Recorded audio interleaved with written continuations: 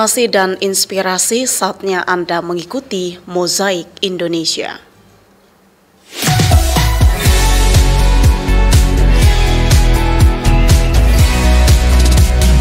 Mozaik Indonesia. Ya, selamat sore pendengar. Pendampingan kaum difabel adalah sebuah inisiatif mulia yang bertujuan untuk meningkatkan kualitas hidup masyarakat. Melalui pendekatan yang inklusif dan empatik, para pendampingan berperan sebagai jembatan antara kaum difabel dan masyarakat luas, memastikan bahwa mereka mendapatkan dukungan yang diperlukan untuk mencapai kemandirian dan partisipasi penuh dalam kehidupan sosial. Yayasan Fakih Hasan Center bergerak dalam bidang sosial yang menyediakan pendampingan bagi kaum difabel. Dan Mozaik Indonesia kali ini akan membahas tentang latar belakang berdirinya yayasan ini, tentang apa yang dihadapinya, harapan serta cita-cita untuk masa depan kaum difabel di Kalimantan Utara. Bersama dengan saya Jubaida, dan pendengar pemirsa, Anda juga bisa menyaksikan acara ini di YouTube channel RRI Tarakan Official dan melalui aplikasi RRI Digital. Kami juga undang Anda untuk bisa bergabung bersama dengan kami di 0821 5320 9845. Dan di sore hari ini telah bergabung bersama dengan kita melalui Zoom. Ada Ketua Yayasan Fakih Center, ada Bapak Hasanuddin SEMSI. Selamat sore Pak Hasan. Iya, selamat sore Pak Hasan. Sore Mbak Yubaidah. Iya, alhamdulillah. Terdengar jelas suara saya Pak Hasan? Jelas Mbak. Oke, baik. Apa kabar Pak Hasan? Baik Ibu. Iya, alhamdulillah. Terima kasih Pak Hasan sudah memberikan waktunya untuk bisa bergabung dan membahas di Mozaik Indonesia sore ini, Pak Hasan. Iya. Ya, terima kasih juga Bu. Iya, sama-sama. Pak Hasan, mungkin langsung saja bisa diceritakan terlebih dahulu untuk Yayasan Fakih Center ini berdiri di mana dan sejak kapan? Silakan Pak Hasan. Baik, Ibu, terima kasih. Pertama-tama mengucapkan terima kasih yang sebesar-besarnya telah diundang untuk ikut mengkampanyekan. Kalau kami kadang senang menyebutnya mengkampanyekan teman-teman disabilitas, keberadaan teman-teman disabilitas di Provinsi Kalimantan Utara. Jadi pertama sebenarnya sebelum yayasan ini ada, itu berupa lembaga pendidikan sebenarnya. Memang sebenarnya sudah menjadi lembaga pendidikan, tetapi khusus untuk bahasa asing, yaitu bahasa Jepang, bahasa Inggris, dan bahasa Jerman. Dan saat itu konsepnya educafe gitu. Jadi ada kafe tempat pembelajaran untuk masyarakat umum awalnya.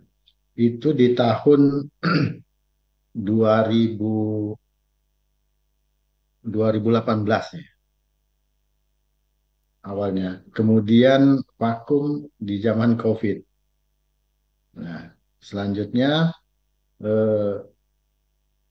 beralih setelah COVID itu kebetulan kami sebenarnya orang tua dari anak berkebutuhan khusus. Sehingga untuk pendidikan kami agak kesulitan sebenarnya mencari tempat untuk pendidikan. Sehingga pada suatu hari saking sulitnya bagi anak berkebutuhan khusus mendapatkan tempat pendidikan, kami coba sekolahkan di sekolah umum biasa gitu, yang reguler. Namun dalam perjalanannya sepertinya memang perlu ada satu inovasi khusus pendidikan bagi anak berkebutuhan khusus. Karena yang kami pahami bahwa inklusivitas pendidikan masih manis sebatas kata-kata, tapi dalam pelaksanaannya belum bisa kita harapkan. Sehingga pada suatu hari terjadi sebuah insiden yang mengakibatkan anak kami tidak bisa lanjut bersekolah di sekolah reguler. Berawal dari situ, maka kami selaku orang tua berpikir bahwa bagaimana kondisi anak-anak Kaltara ke depan jika kondisi pendidikan untuk anak berkebutuhan khusus belum dapat ruang yang semestinya.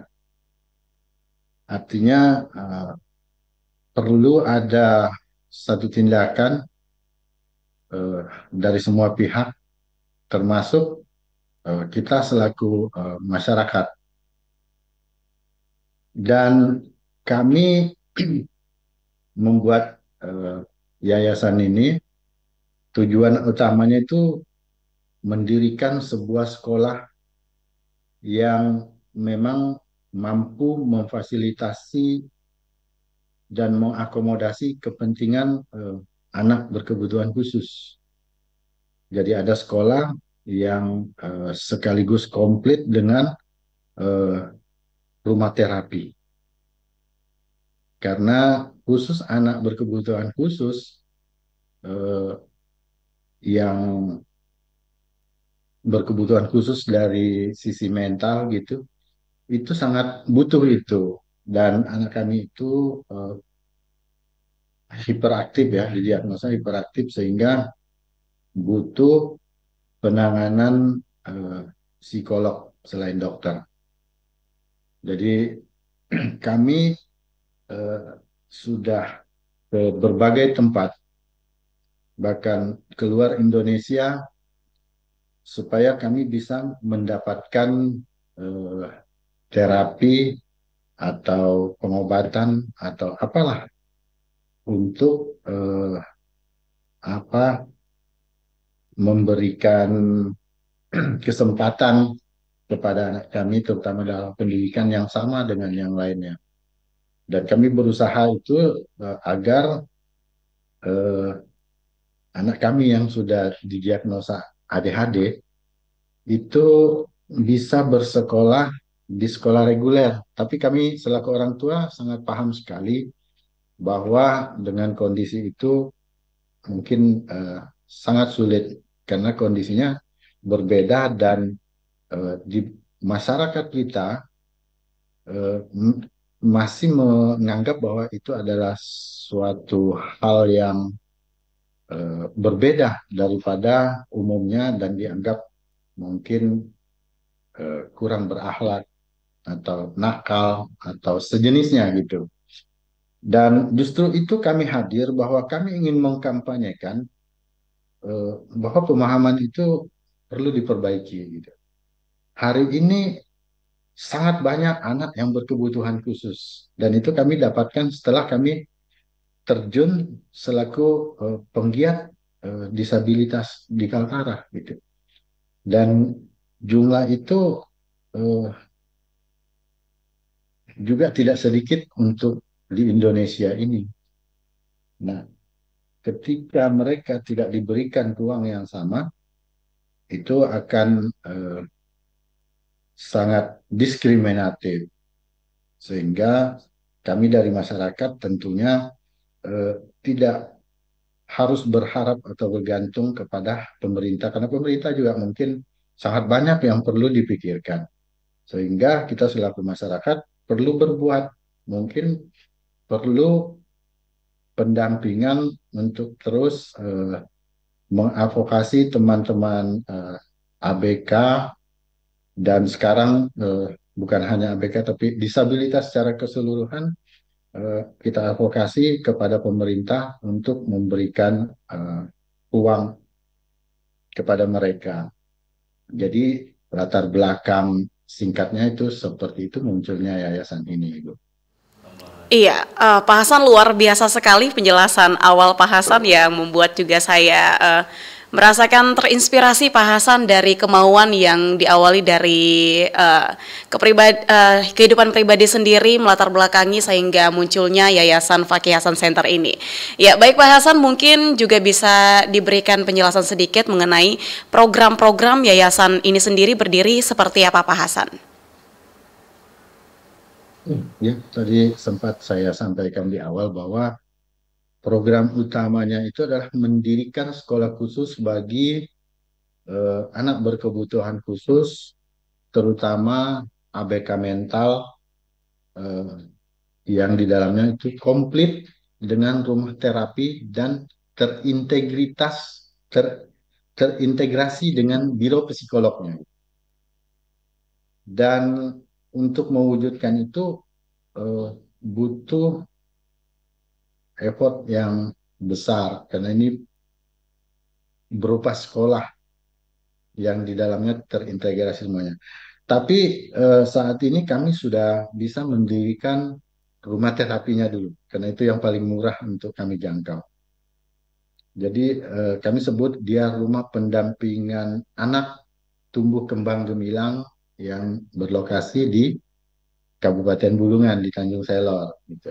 Dan di dalamnya sekaligus kami mendorong anak-anak muda yang ada di Bulungan, termasuk di Tarakan, untuk mendirikan biro yang kami fasilitasi dalam satu gedung, supaya ketika anaknya di terapi, orang tuanya juga bisa konsultasi.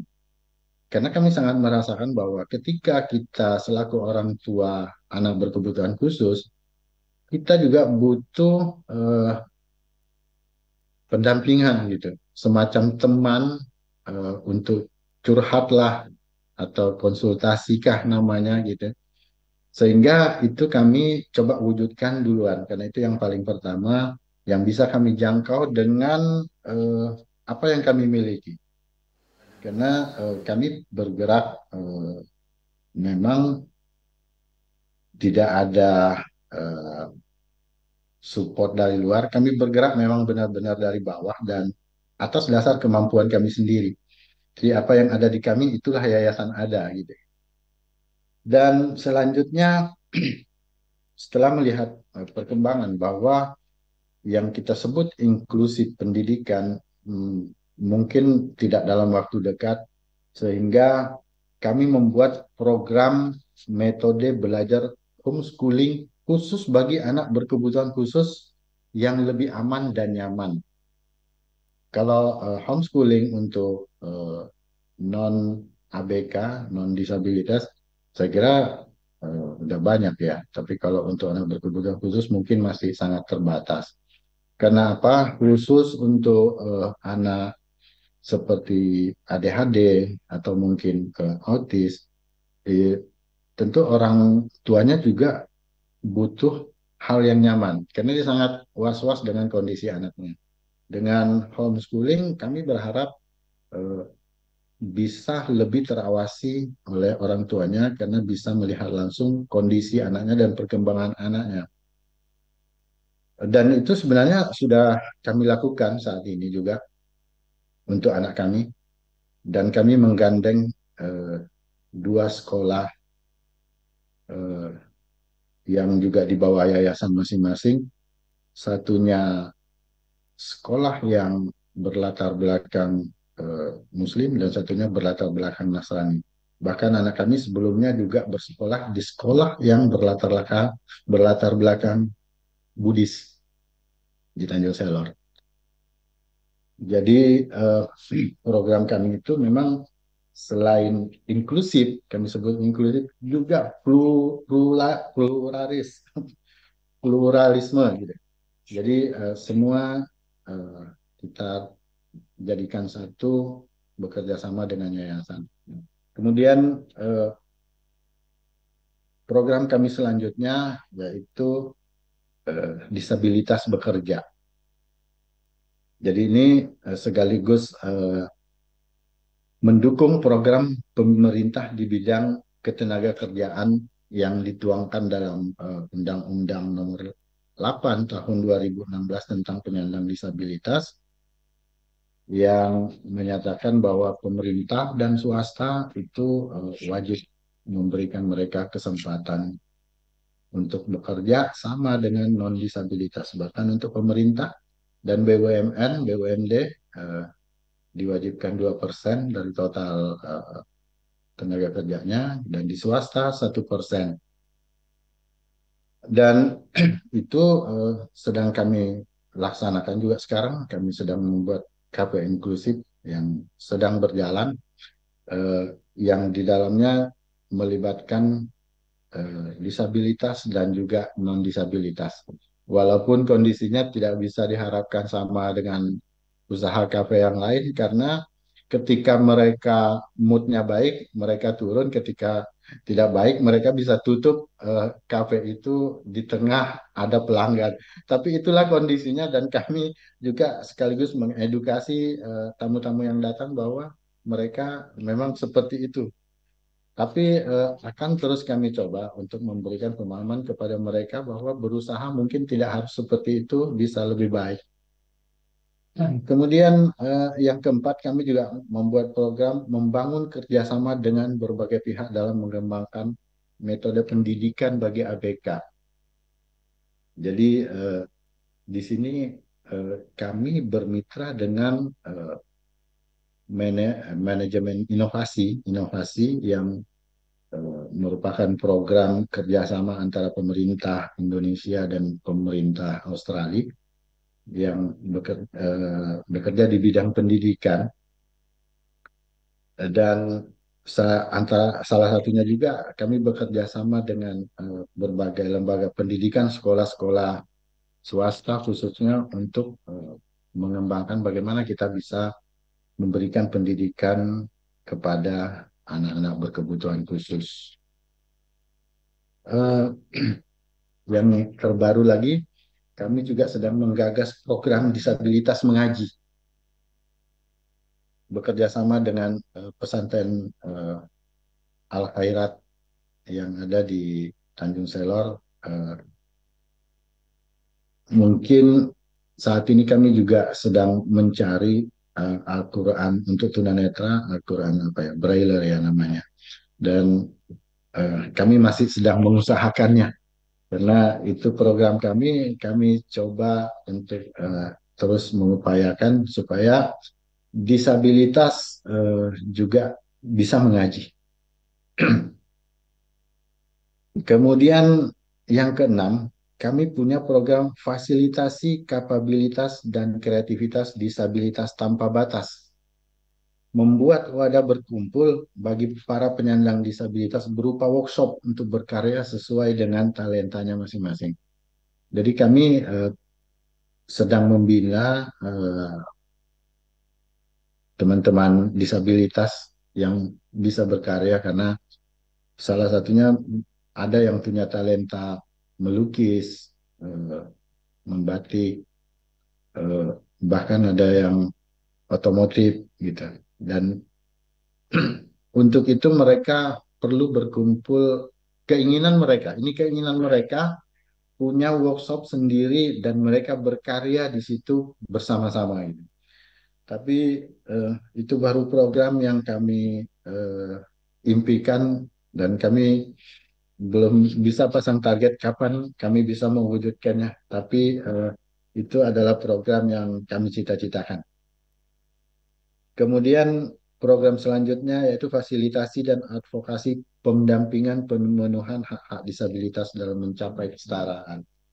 Jadi dalam beberapa kegiatan kami juga terlibat, termasuk dalam penyusunan perda disabilitas Provinsi Kaltara yang sampai sekarang sepertinya belum disahkan, tapi dalam proses pembahasannya kami juga ikut di dalamnya untuk menyuarakan, karena mungkin teman-teman yang tergabung dalam organisasi disabilitas dalam beberapa kesempatan agak terbatas ya. Jadi di situ fungsi kami untuk mendampingi mereka, kira-kira apa yang mereka inginkan dari keseharian kami berkumpul dan bergabung dengan mereka, menyelami apa yang kira-kira dibutuhkan oleh mereka. Selanjutnya, di 8 kami punya program peringatan Hari Disabilitas Internasional setiap tahun sebagai bentuk kampanye kami terhadap eksistensi disabilitas di Provinsi Kalimantan Utara. Dan itu setiap tahunnya kita upayakan dapat digelar di setiap kabupaten kota yang berbeda. Dan kemungkinan rencananya tahun ini akan kita laksanakan di Kota Tarakan.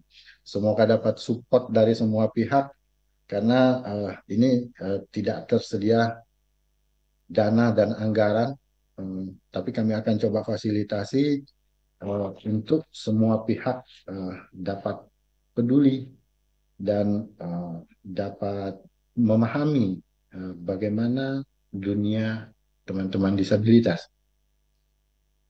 Ke-9, ada program peduli disabilitas. Jadi kami membangun kerjasama dengan berbagai pihak untuk memfasilitasi pihak-pihak ini. Karena ada banyak pihak-pihak termasuk pengusaha dan salah satunya kemarin yang kami laksanakan di Kota Tarakan yaitu penandatanganan nota kesepahaman dengan PT Sadewa Industri Gemilang ya kalau tidak salah, dan PT anak usahanya itu Sadewa Marin, dan Iya. itu kita ya bersepakat dengan mereka untuk disabilitas Kalimantan Utara ketika menggunakan transportasi PT Sadewa itu mereka mendapat diskon 20% Baik. untuk semua rute yang ada di Kalimantan Utara. Selanjutnya kami juga punya fasilitasi dan pendampingan pelaksanaan kegiatan organisasi penyandang disabilitas.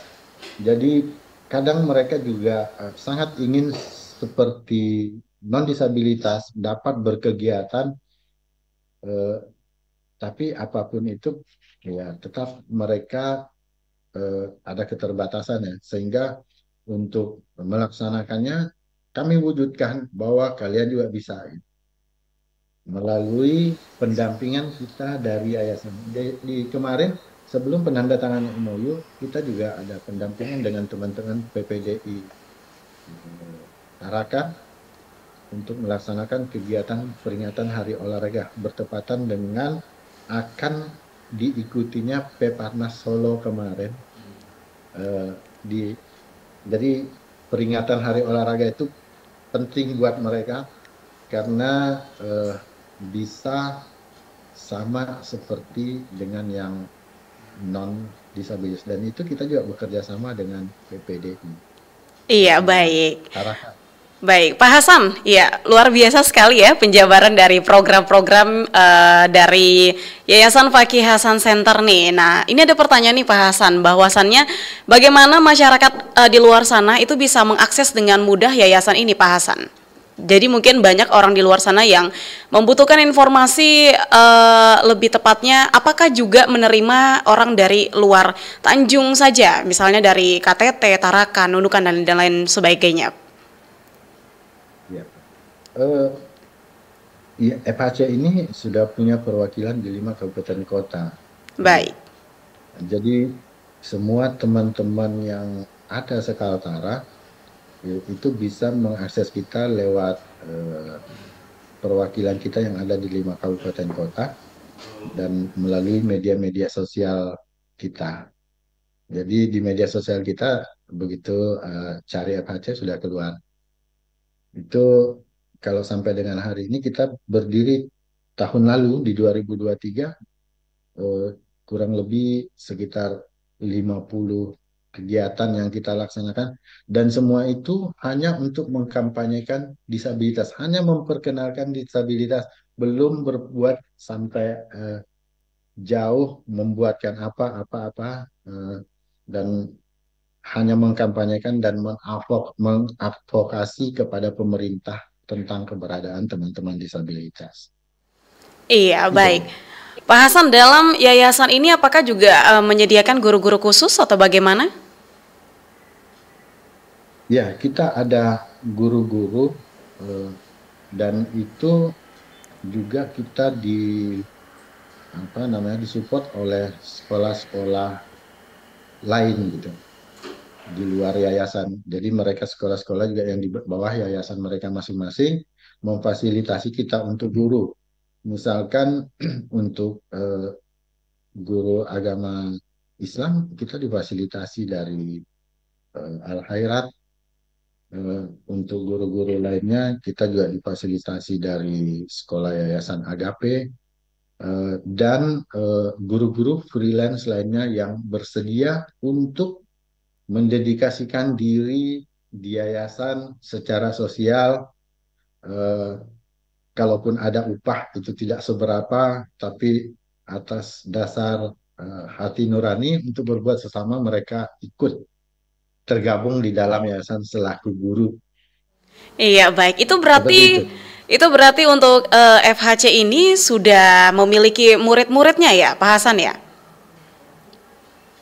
Sementara kalau murid belum, Oh, iya. kami baru masih apa membuat Pendampingan? semacam ya pendampingan dan pilot project untuk anak kami sendiri. Tetapi kalau Oke. terapinya udah jalan. Siap. Terapi untuk anak-anak berkebutuhan khusus itu sekarang sudah jalan bersamaan dengan eh, biro psikolognya. Iya, bagaimana respon masyarakat dari hadirnya yayasan ini yang tergolong masih baru nih, Pak Hasan? Kalau masyarakat yang sudah ikut tergabung ya, karena memang tidak semua masyarakat yang memahami apa itu rumah pendampingan Iya. anak, apa itu rumah terapi, karena mungkin mereka tidak terlibat atau tidak punya keluarga atau tetangga atau andai tolan atau siapapun kerabat yang termasuk dalam ABK gitu. Iya. Sehingga mereka juga tidak terlalu ini. Tetapi di kalangan orang tua atau keluarga yang punya, ini sangat eh, terkenal bagi kalangan mereka karena kami aja selaku orang tua ya selalu mencari di mana kami harus berbagi konsultasi dan saat ini dengan adanya rumah pendampingan mereka lebih kenal dan semacam sosialisasi publikasi dari mulut ke mulut gitu bahwa sekarang ada tempat kita buat berkonsultasi dan di kalangan keluarga seperti itu kami cukup dikenal. Bahkan kami dalam beberapa kesempatan dapat apresiasi dari Bapak Bupati Bulungan karena setahun sebelumnya beliau meresmikan yayasan, setahun kemudian beliau meresmikan rumah pendampingan anak yang mungkin kalau dalam pemahaman Pak Bupati sendiri saya kira akan sangat sulit gitu. Tetapi kami juga tidak memahami bahwa sumber daya yang kami miliki yang ada di yayasan itu datang dari mana gitu tiba-tiba ada ingin bergabung dan punya latar belakang rata-rata teman-teman anak-anak muda yang berlatar belakang pendidikan psikolog sehingga kami juga tidak terlalu kesulitan untuk memberikan mereka pelatihan dulu atau pembekalan dulu jadi bisa langsung ready buat rumah pendampingan terus jalan kebetulan juga didampingi langsung dengan eh, psikolog-psikolog muda gitu. Bahkan dari Tarakan juga, dari Brau bahkan ada yang bergabung untuk psikolog yang tergabung di biro ini. Jadi animo masyarakat Kaltara juga terhadap yayasan ini adalah yayasan disabilitas yang melindungi teman-teman disabilitas di Kaltara. Menurut sebagian masyarakat yang peduli, kira-kira seperti itu. Karena memang sepengetahuan kami belum ada lembaga atau organisasi lain yang bergerak di situ. Iya. Mungkin berbeda di daerah lain seperti di Jawa, karena kami juga sering kontak ketemu dengan teman-teman seperti di Jogja itu ada Sabda yang konsen ke disabilitas bahkan jam terbangnya juga udah tinggi. Jadi Kalau di Kaltara, sepengetahuan kami baru baru kami, walaupun ada banyak penggiat lain, tapi mungkin fokusnya berbeda. Ya, Iya, seperti itu. baik. Apakah ada kegiatan-kegiatan yang sudah mulai dilakukan FHC sendiri yang bisa dilihat langsung oleh masyarakat luas bahwa FHC sudah berdiri dan kami melakukan kegiatan-kegiatan yang sangat bermanfaat untuk teman-teman disabilitas atau yang ABK? Ya, kami sudah berkegiatan di seluruh wilayah Kaltara. Nah, dan saya sampaikan bahwa kurang lebih sekitar 50 kegiatan yang kami Oke. lakukan untuk memperlihatkan bahwa disabilitas ada dan FHC ada di belakang mereka gitu. Iya. Kegiatan seperti apa Hanya contohnya, Pak Hasan?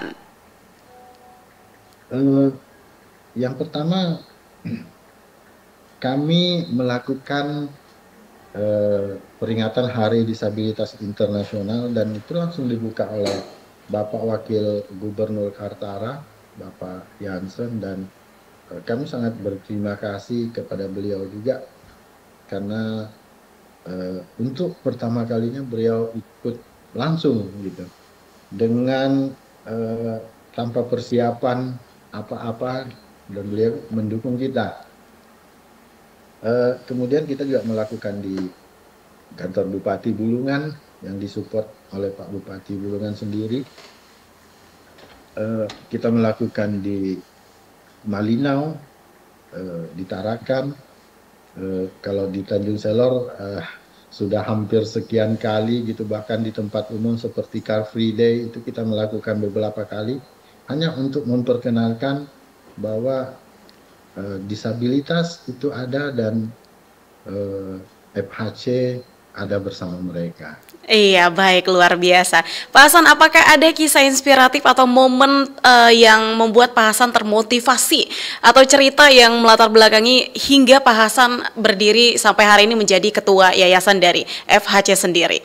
Mungkin dari teman-teman disabilitas yang sudah menjadi salah satu bagian dari FHC.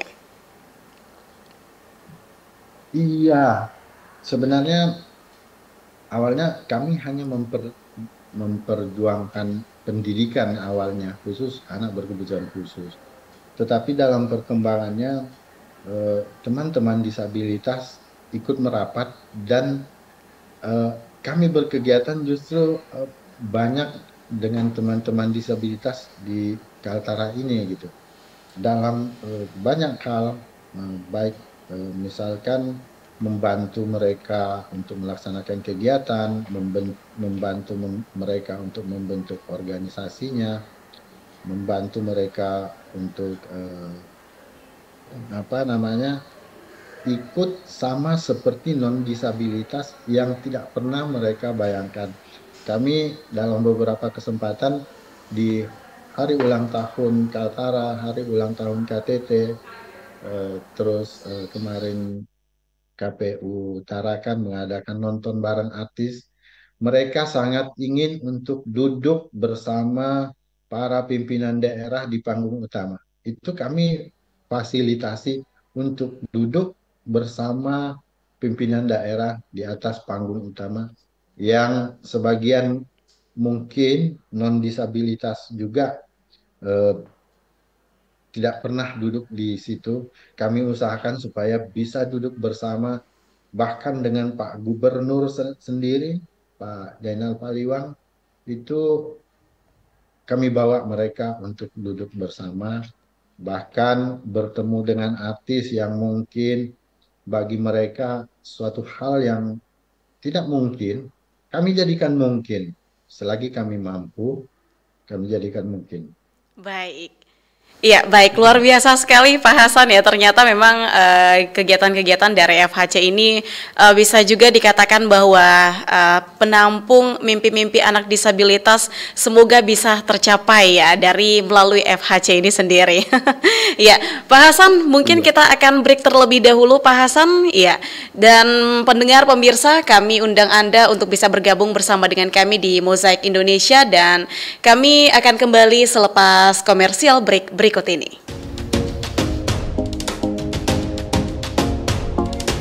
Di era disrupsi dewasa ini, RRI berupaya memperkuat diri dengan menghadirkan kontennya secara multi-platform untuk memastikan pelayanan kepada publik secara lebih optimal. Kini, RRI bukan hanya dinikmati melalui radio, melainkan juga portal berita online, platform digital, media sosial, dan juga komunitas yang selama ini meramaikan berbagai kegiatan offline di RRI.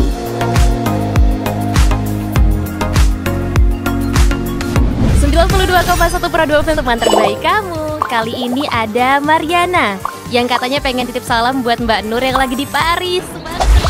Walah Mar, aku krungu lo salamu, tombo kangen. Samo-samo. Bundo, awak baru dapat info lowongan Karajo di RRI News.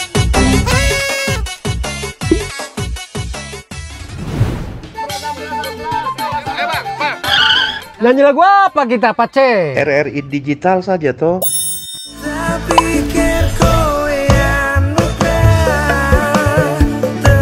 Sesekali, jazz lah. Semangat ya manggungnya. Iya dong, kan mau bangun komunitas.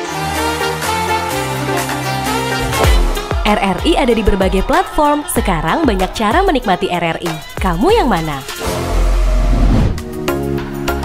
5 pilar RRI yang terdiri dari radio terestrial, portal berita online atau RRI News, platform digital yang bernama RRI Digital, media sosial dan komunitas yang menjadi andalan RRI selama ini adalah pilihan strategi RRI untuk menghadirkan konten di era disrupsi media, serta untuk memastikan keberadaan RRI yang terus memiliki relevansi bagi masyarakat.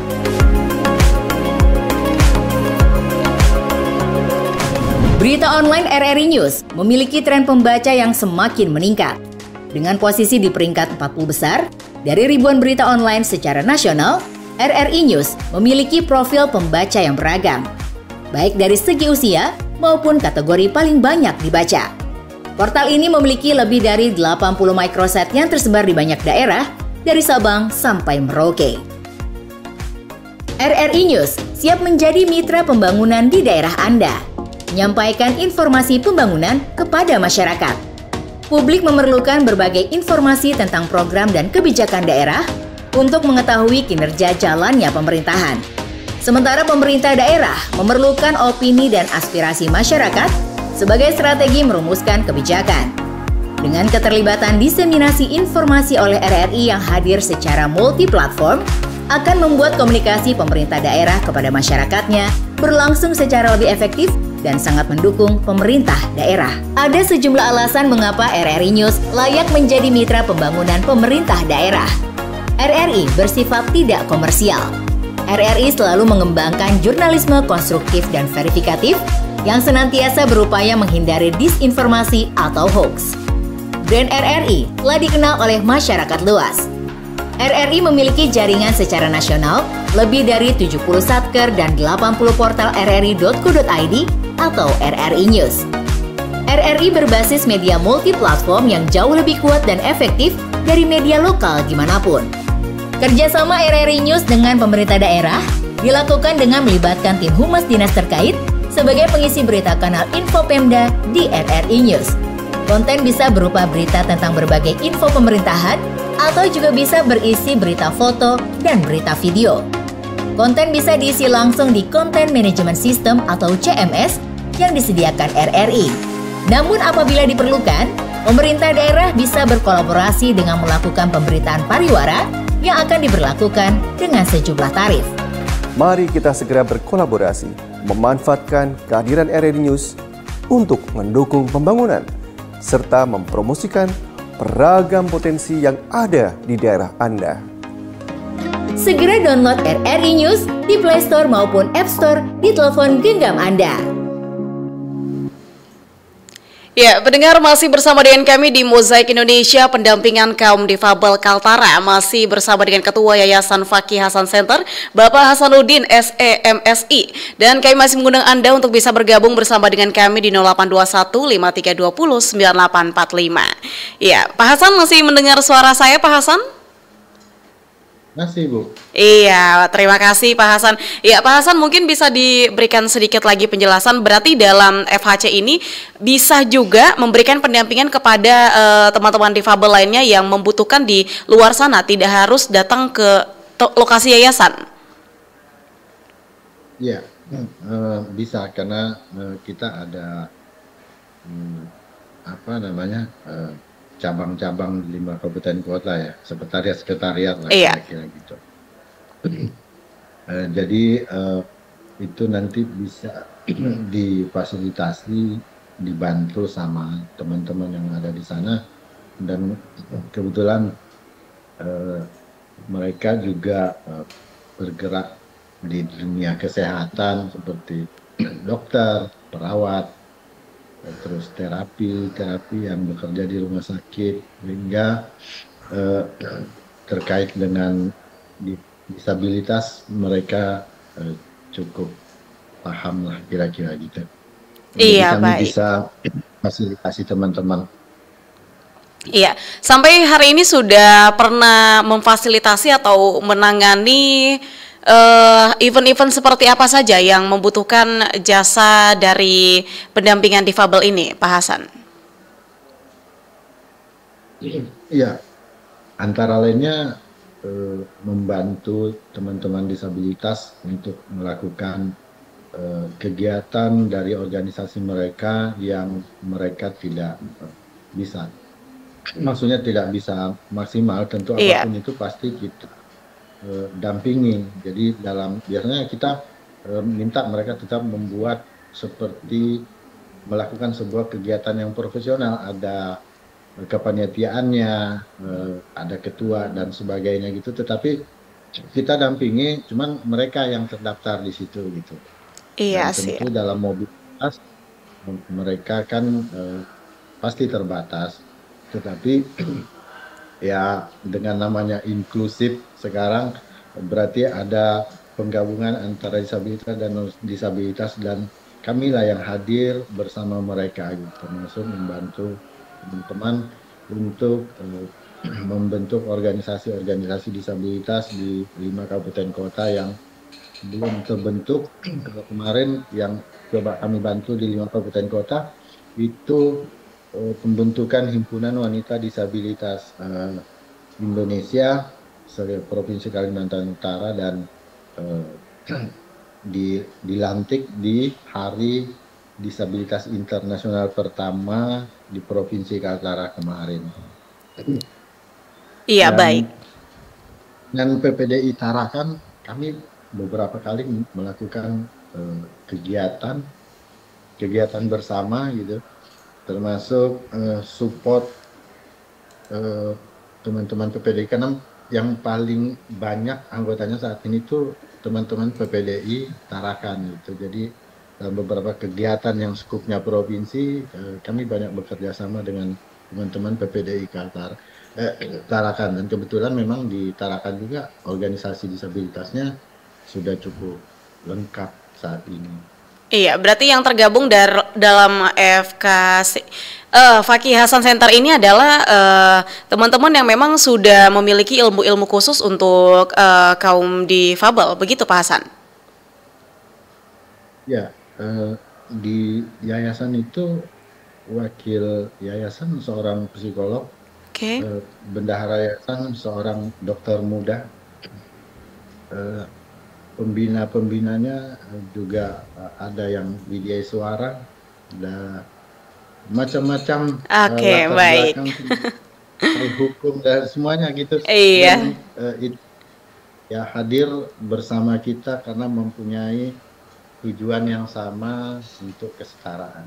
Siap. Khususnya untuk FHC sendiri ini, bagaimana dari respon pemerintah? Apa yang sudah diberikan pemerintah untuk yayasan ini sendiri yang sampai hari ini dirasakan oleh Pak Hasan juga? Ya, kalau dengan pemerintah, tentu pemerintah mengurusi banyak hal, dan kami hadir untuk memberikan semacam pemahaman atau apalah kepada pemerintah yang saat ini, yang sebelum-sebelumnya mungkin tidak belum sangat memahami dengan disabilitas, tetapi saat ini kami merasakan perkembangan yang cukup besar, karena hari ini yang kami tahu khusus di Provinsi Kalimantan Utara itu sudah merancang perda tentang disabilitas. Baik. Dan dalam beberapa kegiatan kami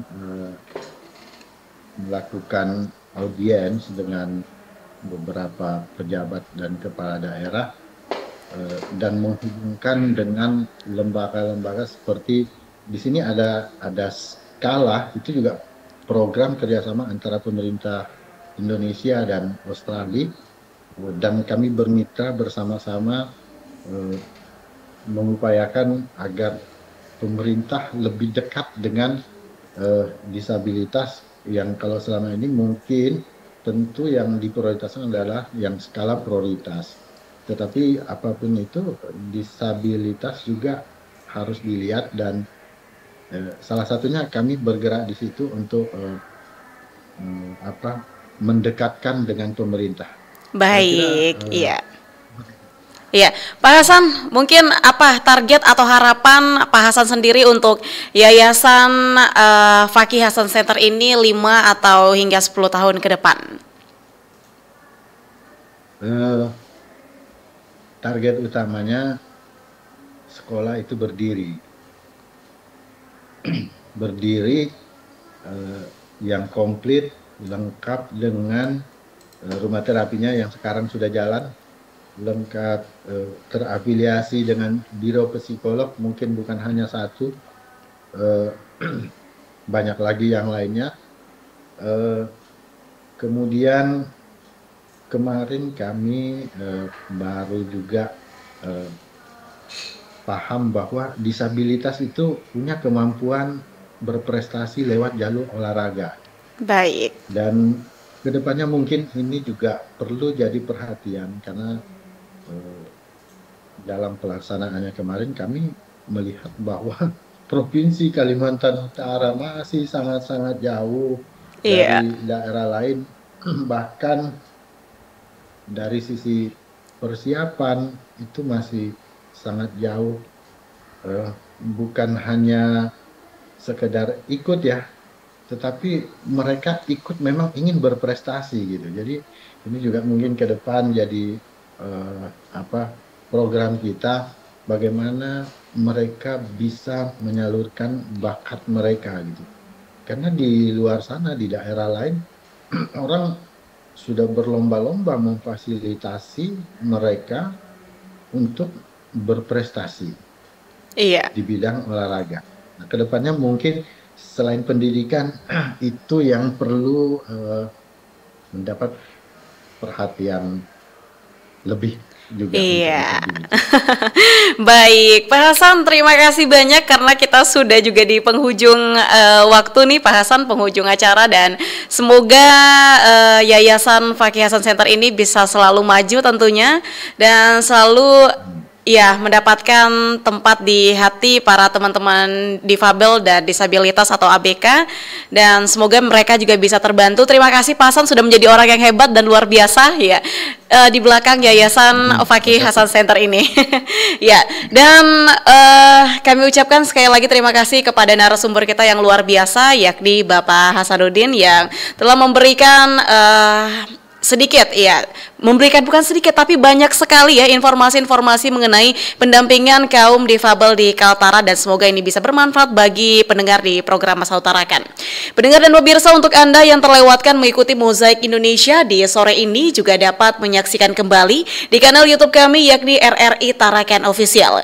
Saya Jubaida mengakhiri Mozaik Indonesia bersama dengan Ketua Yayasan Fakih Hasan Center Bapak Hasanuddin SEMSI tentang pendampingan kaum difabel di Kaltara, dan saya mengucapkan selamat sore dan sampai jumpa.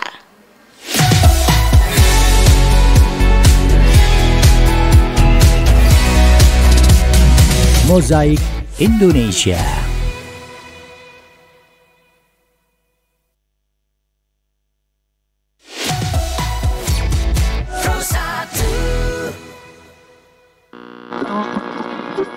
Jam 14:12 saat ini ya.